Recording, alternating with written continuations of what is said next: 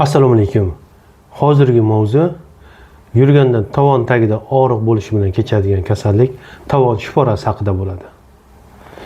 Buni mexanizmi qanaqa? Mexanizmida plantar fassia bor. Plantar fassia tovonning tashqi tarafidan aylanib o'tib, tovonning tagiga o'tib, tovonning oyoqning tagi bilan oyoq barmoqlariga borib birikadigan fassia hisoblanadi. Shu fassiani yuklama uzoq vaqt og'ir yuk tushish natijasida shu fassiani mikrotravmasi yuzaga keladi. Shuning hisobiga yog'lanish jarayoni bo'lib, degenerativ o'zgarishlar kuzatila boshlaydi.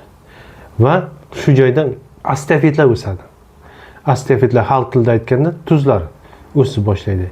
Kalsiylar yig'ilib, tovon suyagining tagidan shpora, ya'ni o'sma hosil bo'ladi. Bu tovon shporasi deyiladi. Buning simptomlari, belgilari qanaqa?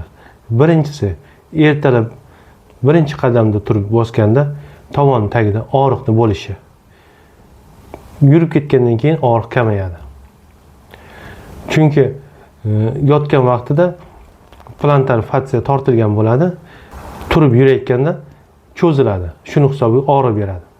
Ikkinchisi, uzoq vaqt tik turib ishlaydigan bo'lsa, tovon tagida og'riqning kuchayishi kuzatiladi.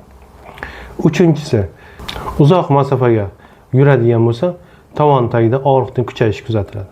Bunga olib keluvchi sabablar: birinchisi, tik turib ishlaydigan odamlarda, ikkinchisi, poshnali poyabzal kiyadiganlarda, ko'proq ayollarda kuzatiladi. Uchinchisi, tagi qattiq bo'lgan joyda uzoq vaqt yurish hisobiga kelib chiqadi. To'rtinchisi, yassi oyoqlikda ham shunaqa kuzatiladi. Tashxis qo'yishimizda tovon sohasi rentgenografiyasi yetarli bo'ladi. Rentgenografiya qilinganda tovon sohasini bu yerda shpora o'sganligi ko'rinadi. Davosiga keladigan bo'lsak, birinchi o'rinda plantar fassiani tortuvchi mashqlar. Ertalab turgandan keyin sochiq bilanmi, biron narsa bilan oyoqni tortish kerak bo'ladi. Plantar fassiani cho'zish uchun barmoqlarini o'ziga qarab tortish kerak bo'ladi. Va yana boshqa mashqlari bor. Tovonning tagiga suvga to'ldirilgan bakalashka qo'yib 10-15 minut oyoqni yurg'izish, tovon tagiga tegizib yoki butilka bilan tovon tagiga yurg'izish yoki katta tennis sharigini qo'yib yurg'izish va qo'l bilan barmoq uchlarini oyoqdagi plantar fassiani tortish mashqlarini bajarish kerak bo'ladi. Va yana og'riq qoldiruvchilar qisqa muddatda NPVS'lar, ibuprofen, diklofenak, ketanol, endi gastroproteksiyani hisobga olgan holda, ya'ni oshqozon ichak sistemasiga zararlarni oldini olgan holda tavsiya qilsak bo'ladi.